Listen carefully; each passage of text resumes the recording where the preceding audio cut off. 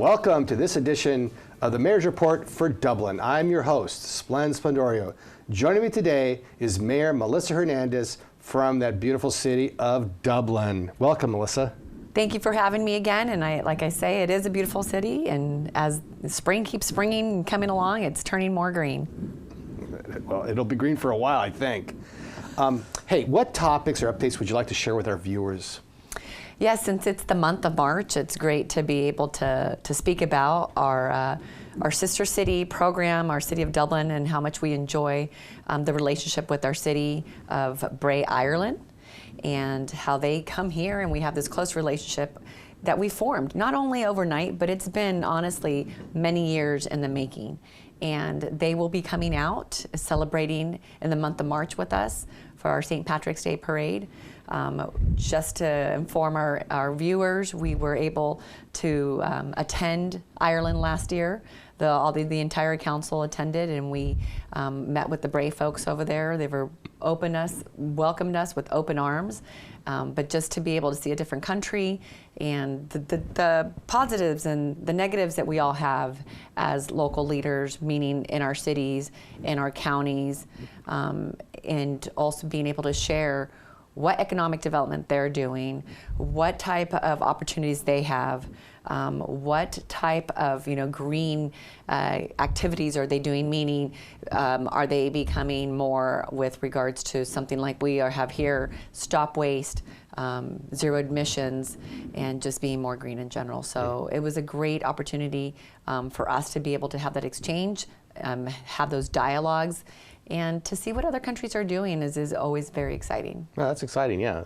And it's a beautiful area too. Beautiful area. The countryside. You must look at the countryside. But I want to talk a little bit about some of the special people in Dublin. And last month, on February 21st, you had a very special recognition program of Community Service Awards. So what I'd like to do is, first of all, explain why you give them, and then let's go through some of the people, and hopefully you'll enlighten us on why those people are so special. So first, why? Why give these? We have so many special people in our community, and I wish that we could give, so many awards, but we only pick the top award receivees. But I want to put full disclosure: the City Council does not pick any of them. It is actually they're evaluated by an outside party, so that there's no bias involved at all whatsoever. Our Volunteers Recognition event is truly a highlight for me every single year. And it's also an honor to recognize the great volunteer work that is done by not only members of the community, but sometimes family members come together, and to be able to raise Dublin at a higher level.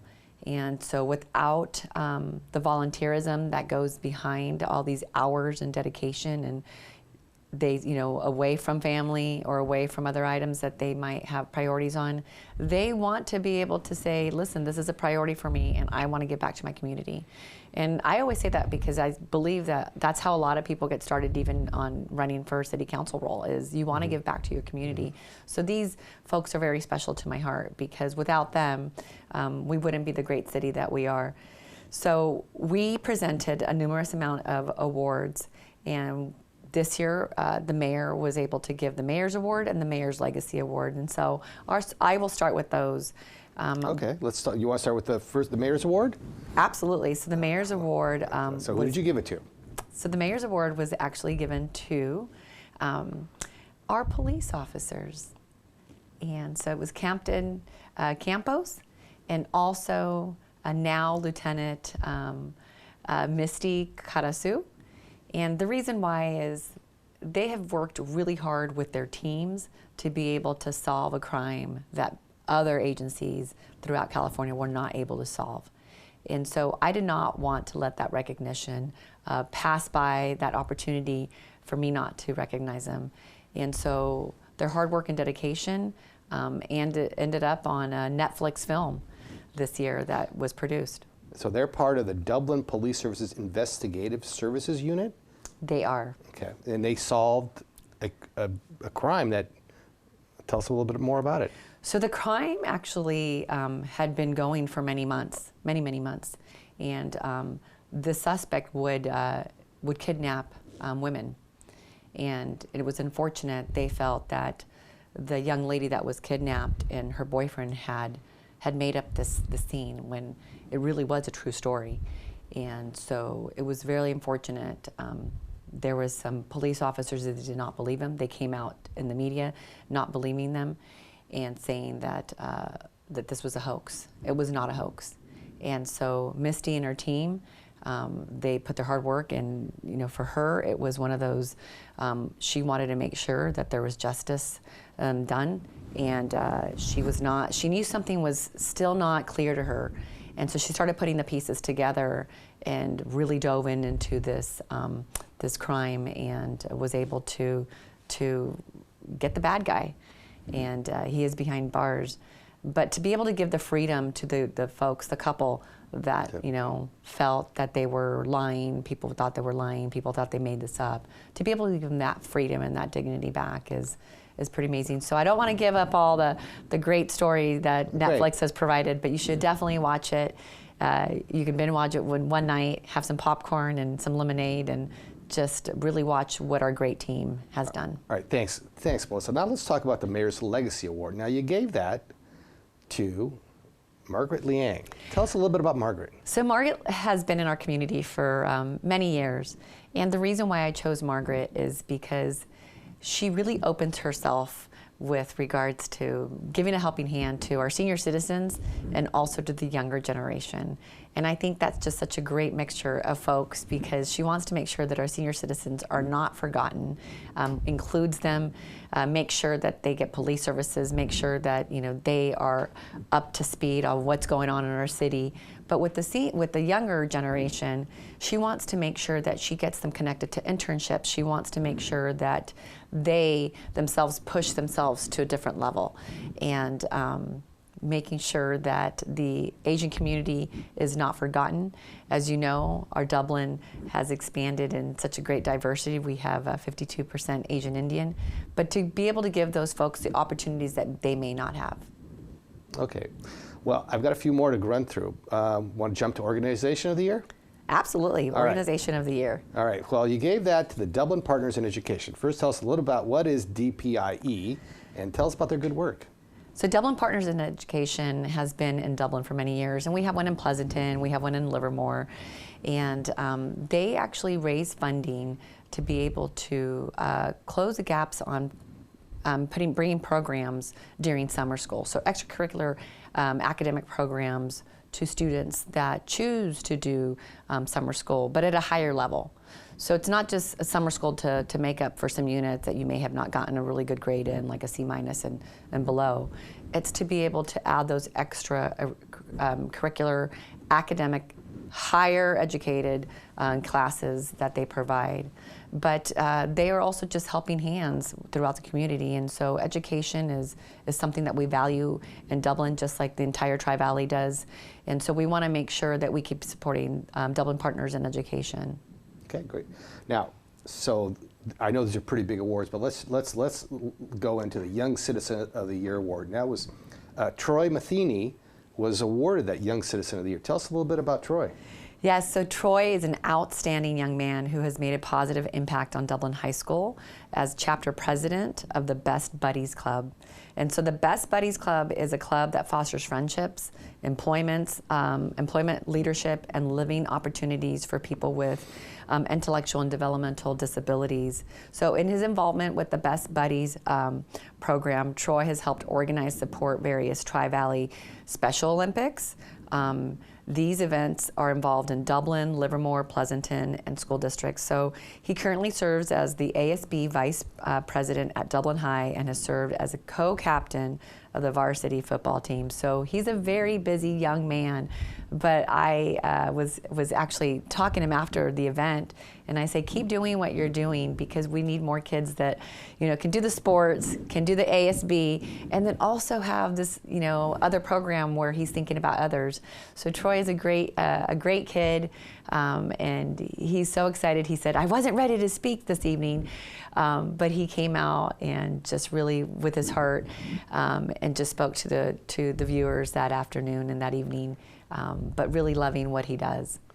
Melissa, we should probably add that Troy was nominated by a bunch of special people, and they are Maureen Byrne, Warren Parker, and Jamie Melvin. And I think you probably want to thank them for nominating Troy, because he seems like a special person. He is, and Maureen is the principal at Dublin High School, and so it's always great to have those other set of eyes. We can't, as elected officials, as city staff, we can't be everywhere, so it's always great to have another set of eyes for us to pick out and hand select some of those great members in our community. All right, let's talk about the Citizen of the Year, and nominated by Shelby Perry. Yeah. Michael and Tammy Goldstein. So tell us about Michael and Tammy. And this is why the council members, Michael and Tammy, are actually my neighbors up the street and around the corner, but they were really nominated because of the fact that they have been involved in the Dublin Lions Club for so many years. But they are integrated and part of many of the city events that we do. And so we can't do these events without extra helping hands. And they were in charge of, always making sure that our great Dublin parade is on its way.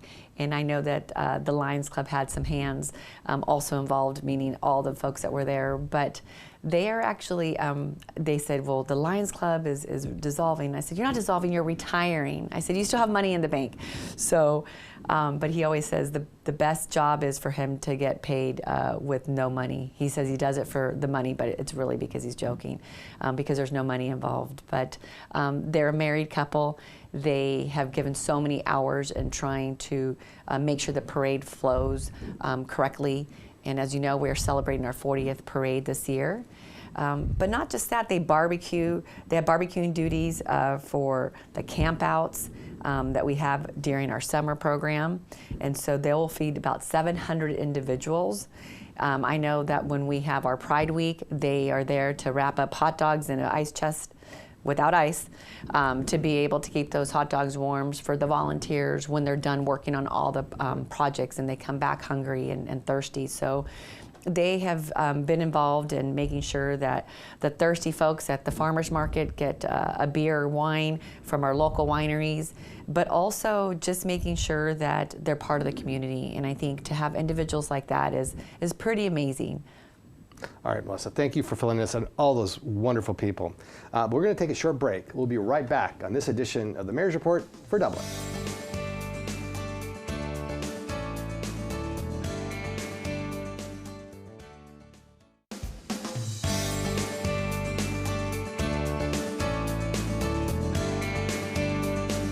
Welcome back to this edition of the Mayor's Report for Dublin. We are here talking with Mayor Melissa Hernandez. Welcome back, Melissa. Thank you. Well, so it's March, and we had an election recently. Let's talk a little bit, maybe not about who you voted for or anything like that, but how did it go in terms of, how was the turnout? Was there any hitches, things like that? Let's talk about that, how it went in Dublin. So Dublin went smoothly. We actually, had 11 days of a voting center that was open at our Dublin Civic Center, where voters could cast their votes through the election day. So 4-day vote centers were open at the Wave, Santa Rita Public Works on Gleason Drive, John Knox Presbyterian Church, and then also our Civic Center. So they went very smoothly. We had many volunteers and also employees that work for the Register of Voters office. The city had also 2 ballot drop boxes, which I think is really important for the people that have already filled out their ballots. They just want to go in there and drop them off. One of them was outside of the Civic Center, and the other one was outside of the Wave, allowing voters to drop off ballots at any time of the day or night. So the drop boxes made it very convenient for people to submit their ballots early. And on election day, there was a steady stream of people coming in and out of our Civic Center. So I actually went in there that morning because I still like to do the old-fashioned kind of take my time and vote. I've already looked at the ballot. I looked at the ballot at home, read everything. But I still feel like, to me, election day, you go in person and you're able to vote. And I went in there to thank all the employees that were in there that morning. And actually one of them texted me and said, thank you so much for coming and give us a little bit of a pep talk. And they really appreciate that. But it And a went lot of them smoothly. spend a lot of hours there, don't they? They do a lot of hours, again for 11 days. So they make some friendships out of it, but also just answering the questions of any citizens that come in, maybe needing some assistance. Things have changed from when I initially started voting to now. So just to educate people, when you do it electronically, it actually prints out the your cast, and then you put them in an envelope, and then you walk them and you put them into the box. So the machine does not capture and does not keep the votes in there. So then they go back to Alameda County to the Register of Voters, and then they are fully counted that evening. And that's why it always takes a little bit longer, is because that machine that we think is capturing is not necessarily capturing. It's just there for us to be able to use it. And then you print out your ballot and you go put it in the box that's sealed and closed and locked up. Now the ballot that people could drop off, I know I see one in front of the Civic Center. Was it pretty busy? I mean, was there a flow like on election day, and did it get full? I heard of a story that one city had to call the Registrar of Voters and say, "Come empty our box, it's full." It's full, yes. That means people were waiting till the last day.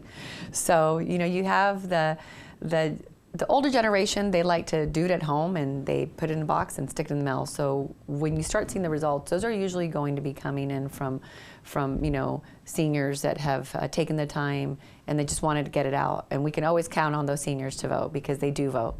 And then it's more of, for me, again, it's tradition. But just being there at City Hall that morning, we had a lot of traffic flow. Good thing we have a lot of parking spaces here at City Hall.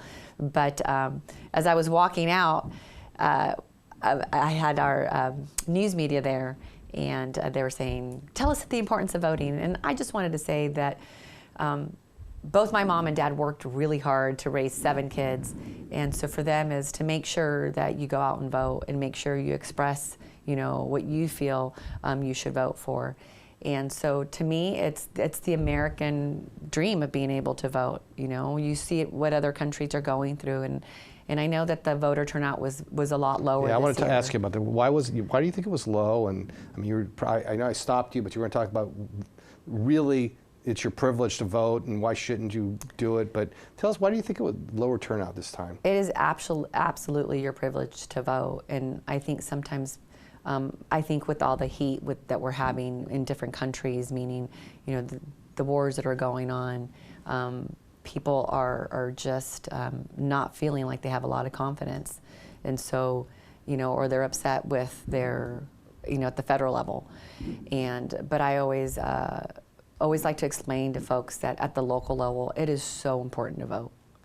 And the reason why is because the local level is where you get stuff done, right? You may think of it, oh, it's potholes and it's street signs and all that and parks, but it is important because it is the local level to be able to have the ability to bring those amenities, to bring those jobs in, to be able to bring, good staff into a community that keeps everything going. And then it goes up to the county and the state and the federal. But I hope the numbers did go up a little bit more, but again, if you don't think that it's not important, I understand your frustration, but it still is very important to be able to use that to get your expressions out. And if everybody decided that, hey, let's not vote, it's not that important, then nobody would vote. And so what is that going to fix? It's not going to fix anything. So have good leadership at home to be able to give your younger generation, your kids, the opportunity to explain to them. Maybe it's important for us to go back to the basics and have those conversations with our children. Yep. No, that's good. Thank you, Melissa. Yeah, I think at times you need a reminder of that. I remember back in the 1970s, there was a garbage strike in New York City, and voting actually went up after that because apparently people realized that you need to vote for people. Otherwise, your garbage may not get picked up. Exactly. And, so it's an important lesson to be learned. It is. It's important, and I really hope that we have a really good turnout in November because it's going to be having some very important, initiatives. The presidential election will be there, and so, again, go out and vote. Okay. All right. Thank you so much, Melissa. Now, March is a big month for Dublin, but I know other things are going on in Dublin in March or coming up in April. So let's highlight some of those things for our viewers. Yeah, so I always have to go back and make sure that I try not to forget these things, because as your kids get older, we're not doing the spring extravaganza anymore. They want to go skiing instead, since the snow's been so great to us this winter. But making sure that folks are aware of that. It will be on March 30th, and there are 3 time slots available for children to hunt for eggs. But I will tell you, I don't want to backtrack, but I will tell you, there's a funny story. My kids still do the Easter egg hunt in the backyard. And the reason, there's an incentive. So before we used to put candy in there. You put $20 bills in those eggs? We put money, and we'll eventually, some of them will still get Hershey Kisses, but we drop some 10s, some 20s, maybe every now and then you'll have a 50. So the young adult kids are out there doing an Easter egg hunt. But it's just, for me, it's more of, so this is for our viewers. We're going to be giving out the address for the Easter egg hunt. Only ages between 18 and 25.